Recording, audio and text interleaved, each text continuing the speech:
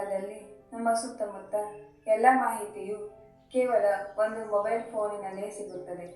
ಆದರೆ ನಾವು ನಿಜವಾಗಿಯೂ ಪ್ರಕೃತಿಯನ್ನು ಅರ್ಥ ಮಾಡಿಕೊಂಡಿದ್ದೇವೆಯೇ?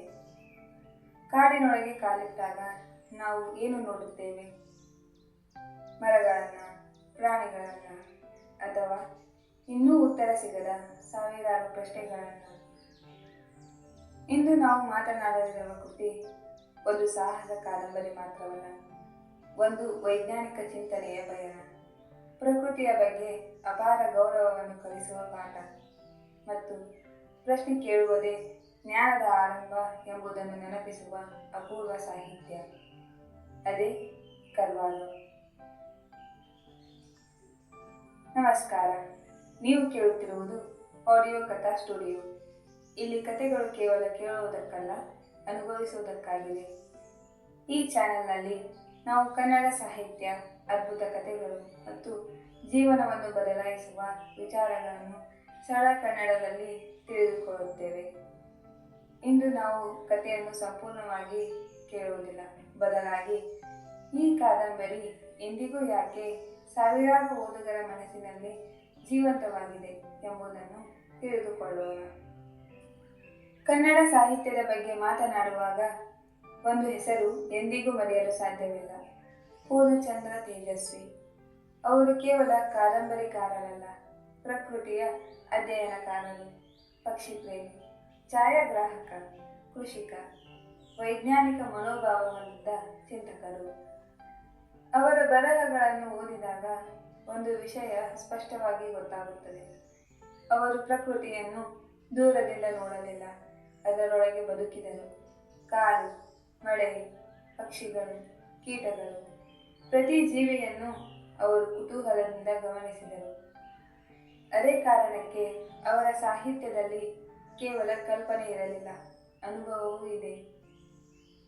ಬಹುತೇಕ ಸಾಹಸ ಕಥೆಗಳಲ್ಲಿ ನಾವು ಒಬ್ಬ ನಾಯಕನನ್ನು ನೋಡುತ್ತೇವೆ, ಒಬ್ಬ ಖಳನಾಯಕನನ್ನು ನೋಡುತ್ತೇವೆ, ಕೊನೆಯಲ್ಲಿ ಒಳ್ಳೆಯದು ಗೆಲ್ಲುತ್ತದೆ. ಆದರೆ ತೇಜಸ್ವಿಯ ಕೃತಿಗಳಲ್ಲಿ ನಾಯಕನಿಗಿಂತ ದೊಡ್ಡದು ಪ್ರಕೃತಿ. ಅವರು ಓದುಗರಿಗೆ ಉತ್ತರಗಳನ್ನು ಕೊಡುವುದಿಲ್ಲ, ಪ್ರಶ್ನೆಗಳನ್ನು ಕೊಡುತ್ತಾರೆ, ಮತ್ತು ಆ ಪ್ರಶ್ನೆಗಳ ಉತ್ತರವನ್ನು ಹುಡುಕಲು ನಮ್ಮನ್ನೇ ಆಹ್ವಾನಿಸುತ್ತಾರೆ. ಇದೇ ಒಬ್ಬ ಮಹಾನ್ ಲೇಖಕರ ಲಕ್ಷಣ. ಕರ್ವಾಲೋ ಎಂಬ ಹೆಸರನ್ನು ಮೊದಲ ಬಾರಿಗೆ ಕೇಳಿದಾಗ ಬಹುತೇಕ ಜನರಿಗೆ ಇದು ಕೇವಲ ಒಂದು ಸಾಹಸ ಕಾದಂಬರಿಯಂತೆ ಅನಿಸಬಹುದು. ಆದರೆ ಈ ಕೃತಿಯ ಮೂಲ ಉದ್ದೇಶ ಸಾಹಸವಲ್ಲ, ಕುತೂಹಲ, ವಿಜ್ಞಾನ ಮತ್ತು ಅಜ್ಞಾತವನ್ನು ಅರಿಯುವ ಮಾನವನ ಪ್ರಯತ್ನ. ಇಲ್ಲಿ ಓದುಗರಿಗೆ ಒಂದು ಪ್ರಶ್ನೆ ಕೇಳಲಾಗುತ್ತದೆ: ನಾವು ನೋಡಿರುವುದೆಲ್ಲ ಇಲ್ಲವೇ, ಅಥವಾ ನಾವು ಇನ್ನೂ ಕಂಡು ಹಿಡಿಯದೇ ಇರುವುದೇ? ಈ ಪ್ರಶ್ನೆಯೇ ಇಡೀ ಕೃತಿಯ ಆತ್ಮ. ಒಂದು ಮಗು ಏಕೆ ಎಂದು ಕೇಳಿದಾಗ ಅಲ್ಲಿಂದಲೇ ವಿಜ್ಞಾನ ಆರಂಭವಾಗುತ್ತದೆ. ಒಬ್ಬ ಸಂಶೋಧಕ ಇದಕ್ಕೆ ಸಾಕ್ಷಿ ಏನು ಎಂದು ಕೇಳಿದಾಗ ಅಲ್ಲಿಂದಲೇ ಹೊಸ ಆವಿಷ್ಕಾರಗಳು ಹುಟ್ಟುತ್ತವೆ. ಕರ್ವಾಲೋ ನಮಗೆ ಇದೇ ಪಾಠವನ್ನು ಕಲಿಸುತ್ತದೆ. ನಂಬುವುದಕ್ಕೂ ಮುಂಚೆ ಗಮನಿಸು, ತಿರಸ್ಕರಿಸುವುದಕ್ಕೆ ಮುಂಚೆ ಪರಿಶೀಲಿಸು. ಇದು ಕೇವಲ ವಿಜ್ಞಾನಿಗಳ ಗುಣವಲ್ಲ, ಪ್ರತಿಯೊಬ್ಬರ ಜೀವನದಲ್ಲೂ ಬೇಕಾಗಿರುವ ಮನೋಭಾವ. ಇಂದಿನ ಜಗತ್ತಿನಲ್ಲಿ ಪ್ರಕೃತಿಯನ್ನು ನಾವು ಸಂಪನ್ಮೂಲವಾಗಿ ನೋಡುತ್ತೇವೆ, ಆದರೆ ತೇಜಸ್ವಿಯ ದೃಷ್ಟಿಯಲ್ಲಿ ಪ್ರಕೃತಿ ನಮ್ಮ ಶಿಕ್ಷಕಿ. ಪ್ರತಿ ಮರ, ಪ್ರತಿ ಹಕ್ಕಿ, ಪ್ರತಿ ಜೀವಿಯು ನಮಗೆ ಏನಾದರೂ ಕಲಿಸಬಲ್ಲದು. ಆ ಕಾರಣಕ್ಕೆ ಅವರ ಕೃತಿಗಳು ಎಂದಿಗೂ ಹೊಸದಾಗಿ ಅನಿಸುತ್ತವೆ. ಹಾಗಾದರೆ ಕರ್ವಾಲೋ ಕೇವಲ ಒಂದು ಕಾದಂಬರಿಯೇ, ಅಥವಾ ಮಾನವನ ಕುತೂಹಲ ಮತ್ತು ಪ್ರಕೃತಿಯ ನಡುವೆ ನಡೆಯುವ ಒಂದು ಚಿಂತನೆಯ ಪಯಣವೇ? ಈ ಕೃತಿಯನ್ನು ಕನ್ನಡ ಸಾಹಿತ್ಯದಲ್ಲಿ ವಿಶೇಷವಾಗಿಸುವ ಕೆಲವು ವಿಚಾರಗಳನ್ನು ಸ್ವಲ್ಪ ಆಳವಾಗಿ ನೋಡೋಣ. ನಮ್ಮ ಜೀವನದಲ್ಲಿ ಬಹಳ ಬಾರಿ ನಾವು ಕೇಳುವ ಮಾತು ಹೀಗೇನೇ ಇದೆ, ಎಲ್ಲರೂ ಹೀಗೆ ಹೇಳುತ್ತಾರೆ, ಇದು ಸತ್ಯ. ಆದರೆ ಒಬ್ಬ ವೈಜ್ಞಾನಿಕ ಮನಸ್ಸು ಈ ಉತ್ತರಗಳಿಂದ ತೃಪ್ತಿಯಾಗುವುದಿಲ್ಲ. ಅದು ಮತ್ತೊಂದು ಪ್ರಶ್ನೆ ಕೇಳುತ್ತದೆ: ಏಕೆ, ಹೇಗೆ?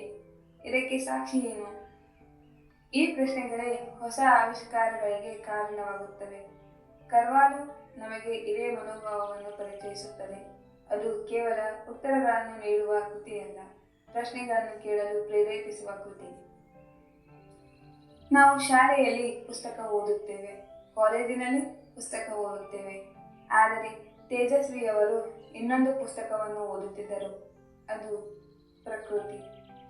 ಒಂದು ಮರವನ್ನು ಗಮನಿಸುವುದು, ಒಂದು ಪಕ್ಷಿಯ ವರ್ತನೆಯನ್ನು ಅರ್ಥ ಮಾಡಿಕೊಳ್ಳುವುದು, ಒಂದು ಕೀಟದ ಬದುಕನ್ನು ನೋಡುವುದು, ಇವೆಲ್ಲವೂ ಅವರಿಗೆ ಜ್ಞಾನದ ಮೂಲವಾಗಿದ್ದವು. ಅವರ ಬರಹಗಳಲ್ಲಿ ಈ ಅನುಭವ ಸ್ಪಷ್ಟವಾಗಿ ಕಾಣುತ್ತದೆ. ಅದಕ್ಕಾಗಿಯೇ ಅವರ ಕೃತಿಗಳನ್ನು ಓದಿದಾಗ ಕಾಡು ನಮ್ಮ ಕಣ್ಣ ಮುಂದೆ ಜೀವಂತವಾಗುತ್ತದೆ. ಇಂದಿಗೂ ಸಮಾಜದಲ್ಲಿ ಅನೇಕ ನಂಬಿಕೆಗಳಿವೆ. ಕೆಲವು ಅನುಭವದಿಂದ ಬಂದಿವೆ, ಕೆಲವು ಸಂಪ್ರದಾಯದಿಂದ ಬಂದಿವೆ. ಆದರೆ ಪ್ರತಿ ನಂಬಿಕೆಯನ್ನು ಪ್ರಶ್ನಿಸುವುದು ತಪ್ಪಲ್ಲ. ವಿಜ್ಞಾನ ಎಂದರೆ ವಿರೋಧವಲ್ಲ, ಅದು ಪರಿಶೀಲನೆ, ಸಾಕ್ಷ್ಯ ಮತ್ತು ಸತ್ಯವನ್ನು ಹುಡುಕುವ ಪ್ರಯತ್ನ. ಕರ್ವಾಲೋ ಈ ಚಿಂತನೆಗೆ ಓದುಗರನ್ನು ನಿಧಾನವಾಗಿ ಕರೆದುಕೊಂಡು ಹೋಗುತ್ತದೆ. ಇಂದು ಮನುಷ್ಯನು ತಂತ್ರಜ್ಞಾನದಲ್ಲಿ ಬಹಳ ಮುಂದಿದ್ದಾನೆ. ಆಕಾಶವನ್ನು ತಲುಪಿದ್ದಾನೆ, ಸಮುದ್ರದ ಆಳವನ್ನು ಅನ್ವೇಷಿಸಿದ್ದಾನೆ. ಆದರೆ ಪ್ರಕೃತಿಯ ಬಗ್ಗೆ ಇನ್ನೂ ಅನೇಕ ಪ್ರಶ್ನೆಗಳಿಗೆ ಉತ್ತರ ಸಿಕ್ಕಿಲ್ಲ. ಈ ಕೃತಿ ನಮಗೆ ಒಂದು ಸತ್ಯವನ್ನು ನೆನಪಿಸುತ್ತದೆ. ನಾವು ಪ್ರಕೃತಿಯನ್ನು ಸಂಪೂರ್ಣವಾಗಿ ಗೆದ್ದಿಲ್ಲ, ನಾವು ಇನ್ನೂ ಕಲಿಯುತ್ತಿದ್ದೇವೆ. ಈ ವಿನಯವೇ ನಿಜವಾದ ಜ್ಞಾನ. ಈ ಕಾದಂಬರಿಯಿಂದ ನಾವು ಏನು ಕಲಿಯಬಹುದು? ಮೊದಲನೆಯದು, ಪ್ರಶ್ನೆ ಕೇಳುವುದಕ್ಕೆ ಹೆದರಬಾರದು. ಎರಡನೆಯದು, ಪ್ರಕೃತಿಯನ್ನು ಕೇವಲ ಬಳಸುವ ವಸ್ತುವಾಗಿ ನೋಡಬಾರದು. ಮೂರನೆಯದು, ಕುತೂಹಲವನ್ನು ಎಂದಿಗೂ ಕಳೆದುಕೊಳ್ಳಬಾರದು. ಮತ್ತು ಜ್ಞಾನವೆಂದರೆ ಕೇವಲ ಪರೀಕ್ಷೆಯಲ್ಲಿ ಅಂಕ ಗಳಿಸುವುದಲ್ಲ, ಜಗತ್ತನ್ನು ಹೊಸ ದೃಷ್ಟಿಯಿಂದ ನೋಡುವ ಸಾಮರ್ಥ್ಯ. ಇಂದು ಹೆಚ್ಚಿನ ಮಾಹಿತಿಯನ್ನು ನಾವು ಕೆಲವೇ ಸೆಕೆಂಡುಗಳಲ್ಲಿ ಪಡೆಯುತ್ತೇವೆ. ಆದರೆ ಮಾಹಿತಿ ಮತ್ತು ಜ್ಞಾನ ಎರಡೂ ಒಂದೇ ಅಲ್ಲ. ಜ್ಞಾನ ಬರಬೇಕಾದರೆ ಗಮನಿಸಬೇಕು, ಯೋಚಿಸಬೇಕು, ಪ್ರಶ್ನಿಸಬೇಕು. ಈ ಮೂರು ಗುಣಗಳನ್ನು ಬೆಳೆಸುವ ಸಾಹಿತ್ಯವೇ ಕರ್ವಾಲೋ. ಹಾಗಾದರೆ ಈ ಕೃತಿ ಕೇವಲ ಒಂದು ಸಾಹಸ ಕಥೆಯೇ? ಇಲ್ಲ, ಇದು ಒಂದು ಚಿಂತನೆಯ ಪಯಣ. ಒಂದು ಪ್ರಶ್ನೆ ಇನ್ನೂ ಉಳಿದಿದೆ. ದಶಕಗಳ ನಂತರವೂ ಈ ಕಾದಂಬರಿಯನ್ನು ಜನರು ಏಕೆ ನೆನಪಿಸಿಕೊಳ್ಳುತ್ತಾರೆ? ಕೇವಲ ಕಥೆಯ ಕಾರಣಕ್ಕ ಅಥವಾ ಅದರೊಳಗೆ ಅಡಗಿರುವ ಚಿಂತನೆಗಳ ಕಾರಣಕ್ಕೆ? ಇದನ್ನು ಈಗ ತಿಳಿದುಕೊಳ್ಳೋಣ. ಒಬ್ಬ ಲೇಖಕರನ್ನು ಶ್ರೇಷ್ಠನನ್ನಾಗಿಸುವುದು ಅವರು ಹೇಳುವ ಕತೆ ಮಾತ್ರವಲ್ಲ, ಅವರು ಕಥೆಗಳನ್ನು ಹೇಳುವ ರೀತಿ. ಪೂರ್ಣಚಂದ್ರ ತೇಜಸ್ವಿಯವರ ಬರವಣಿಗೆಯಲ್ಲಿ ಅತಿಯಾದ ನಾಟಕೀಯತೆ ಇಲ್ಲ, ಕೃತಕ ಭಾವನೆಗಳಿಲ್ಲ. ಬದಲಾಗಿ ಸರಳ ಭಾಷೆಯಲ್ಲಿ ಆಳವಾದ ವಿಚಾರಗಳನ್ನು ಹೇಳುವ ಅದ್ಭುತ ಸಾಮರ್ಥ್ಯ ಇದೆ. ಓದುಗರಿಗೆ ಉಪದೇಶ ಮಾಡುವ ಬದಲು ಆಲೋಚನೆ ಮಾಡಲು ಅವಕಾಶ ಕೊಡುತ್ತಾರೆ. ಅವರ ಕೃತಿಗಳನ್ನು ಓದಿದಾಗ ನಮಗೆ ಉತ್ತರಗಳಿಗಿಂತ ಹೊಸ ಪ್ರಶ್ನೆಗಳೇ ಹೆಚ್ಚು ಹುಟ್ಟುತ್ತವೆ. ಅದೇ ಉತ್ತಮ ಸಾಹಿತ್ಯದ ಲಕ್ಷಣ. ಬಹುತೇಕ ಕಾದಂಬರಿಗಳಲ್ಲಿ ಪಾತ್ರಗಳೇ ಕಥೆಯನ್ನು ಮುನ್ನಡೆಸುತ್ತವೆ. ಆದರೆ ತೇಜಸ್ವಿಯವರ ಕೃತಿಗಳಲ್ಲಿ ಪ್ರಕೃತಿಯೇ ಒಂದು ಜೀವಂತ ಪಾತ್ರದಂತೆ ಕಾಣಿಸುತ್ತದೆ.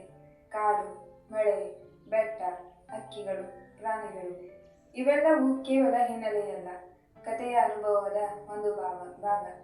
ಇದರಿಂದ ಓದುಗನು ಪ್ರಕೃತಿಯನ್ನು ಕೇವಲ ನೋಡುವುದಿಲ್ಲ, ಅದರೊಂದಿಗೆ ಸಂಪರ್ಕ ಹೊಂದುತ್ತಾನೆ. ಇಂದಿನ ಜಗತ್ತಿನಲ್ಲಿ ಸಾಮಾಜಿಕ ಜಾಲತಾಣಗಳಲ್ಲಿ ಅಸಂಖ್ಯಾತ ಮಾಹಿತಿಗಳು ಹರಿದಾಡುತ್ತಿವೆ. ಆದರೆ ಎಲ್ಲವೂ ಸತ್ಯವೇ? ಈ ಪ್ರಶ್ನೆಯನ್ನು ಕೇಳುವುದು ವೈಜ್ಞಾನಿಕ ಮನೋಭಾವ. ಯಾವುದೇ ವಿಷಯವನ್ನು ಸಾಕ್ಷಿ, ಪರಿಶೀಲನೆ ಮತ್ತು ತರ್ಕದ ಆಧಾರದ ಮೇಲೆ ಅರ್ಥ ಮಾಡಿಕೊಳ್ಳುವ ಅಭ್ಯಾಸ ಪ್ರತಿಯೊಬ್ಬರಿಗೂ ಅಗತ್ಯ. ಈ ಕಾರಣಕ್ಕೆ ಕರ್ವಾಲೋ ಇಂದೂ ಕೂಡ ಪ್ರಸ್ತುತವಾಗಿದೆ. ಇಂದು ಅರಣ್ಯಗಳು ಕಡಿಮೆಯಾಗುತ್ತಿವೆ, ಜೀವ ವೈವಿಧ್ಯತೆ ಕುಗ್ಗುತ್ತಿದೆ, ಹವಾಮಾನ ಬದಲಾವಣೆ ಪ್ರತಿ ದೇಶಕ್ಕೂ ದೊಡ್ಡ ಸವಾಲಾಗಿದೆ.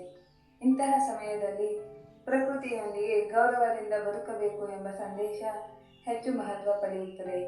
ಈ ಕೃತಿಯ ಮೂಲಕ ಪ್ರಕೃತಿಯನ್ನು ಬಳಸುವುದಕ್ಕಿಂತ ಅದನ್ನು ಅರ್ಥ ಮಾಡಿಕೊಳ್ಳುವ ಮನೋಭಾವವನ್ನು ನಾವು ಕಲಿಯಬಹುದು. ಒಬ್ಬ ವಿದ್ಯಾರ್ಥಿಗೆ ಈ ಕಾದಂಬರಿ ಏನು ಕೊಡುತ್ತದೆ? ಕುತೂಹಲ, ವಿಮರ್ಶಾತ್ಮಕ ಚಿಂತನೆ, ಗಮನಿಸುವ ಅಭ್ಯಾಸ ಮತ್ತು ಪ್ರಶ್ನೆ ಕೇಳುವ ಧೈರ್ಯ. ಇವು ಕೇವಲ ಸಾಹಿತ್ಯದಲ್ಲಷ್ಟೇ ಅಲ್ಲ, ವಿಜ್ಞಾನ, ಸಂಶೋಧನೆ, ಸಿವಿಲ್ ಸರ್ವಿಸ್ ಅಥವಾ ಯಾವುದೇ ಕ್ಷೇತ್ರದಲ್ಲೂ ಯಶಸ್ಸಿಗೆ ಅಗತ್ಯವಾದ ಗುಣಗಳು. ನನ್ನ ಅನಿಸಿಕೆಯಲ್ಲಿ ಕರ್ವಾಲೋ ಕೇವಲ ಒಂದು ಪುಸ್ತಕವಲ್ಲ, ಅದು ನಾವು ಜಗತ್ತನ್ನೇ ಹೇಗೆ ನೋಡಬೇಕು ಎಂಬುದನ್ನು ಕಲಿಸುವ ದೃಷ್ಟಿಕೋನ. ಅದು ಹೇಳುವುದು, ಎಲ್ಲ ಪ್ರಶ್ನೆಗಳಿಗೆ ತಕ್ಷಣ ಉತ್ತರ ಹುಡುಕಬೇಡಿ. ಮೊದಲು ಗಮನಿಸಿ, ಕಲಿಯಿರಿ, ಅರ್ಥ ಮಾಡಿಕೊಳ್ಳಿ, ನಂತರ ನಿಮ್ಮದೇ ಅಭಿಪ್ರಾಯವನ್ನು ರೂಪಿಸಿಕೊಳ್ಳಿ. ಒಂದು ಉತ್ತಮ ಪುಸ್ತಕ ಓದಿ ಮುಗಿದ ನಂತರ ನಮ್ಮನ್ನು ಬದಲಾಯಿಸುತ್ತದೆ. ಅದು ನಮ್ಮ ಚಿಂತನೆಗೆ ಹೊಸ ದಿಕ್ಕು ನೀಡುತ್ತದೆ. ಕರ್ವಾಲೋ ಕೂಡ ಅಂತಹ ಕೃತಿಗಳಲ್ಲೊಂದು. ನೀವು ಈ ಕೃತಿಯನ್ನು ಓದಿದ್ದರೆ ಅದರ ಬಗ್ಗೆ ನಿಮ್ಮ ಅಭಿಪ್ರಾಯವನ್ನು ಕಾಮೆಂಟ್ನಲ್ಲಿ ಹಂಚಿಕೊಳ್ಳಿ. ಇನ್ನೂ ಓದಿರದಿದ್ದರೆ ಒಮ್ಮೆ ಸಮಯ ಮಾಡಿಕೊಂಡು ಓದಿ. ಬಹುಶಃ ನೀವು ಒಂದು ಕಥೆಯನ್ನು ಮಾತ್ರವಲ್ಲ, ಹೊಸ ದೃಷ್ಟಿಕೋನವನ್ನು ಕಂಡುಕೊಳ್ಳಬಹುದು. ಈ ವಿಡಿಯೋ ನಿಮಗೆ ಇಷ್ಟವಾಗಿದ್ದರೆ ಲೈಕ್ ಮಾಡಿ, ಶೇರ್ ಮಾಡಿ ಮತ್ತು ನಮ್ಮ ಚಾನೆಲ್ ಅನ್ನು ಸಬ್ಸ್ಕ್ರೈಬ್ ಮಾಡಿಕೊಳ್ಳಿ. ಮತ್ತು ಕನ್ನಡ ಸಾಹಿತ್ಯದ ಇಂತಹ ಇನ್ನಷ್ಟು ವಿಶ್ಲೇಷಣಾತ್ಮಕ ವಿಡಿಯೋಗಳಿಗಾಗಿ ಆಡಿಯೋ ಕಥಾ ಸ್ಟುಡಿಯೋವನ್ನು ಸಬ್ಸ್ಕ್ರೈಬ್ ಮಾಡಿ. ಧನ್ಯವಾದಗಳು.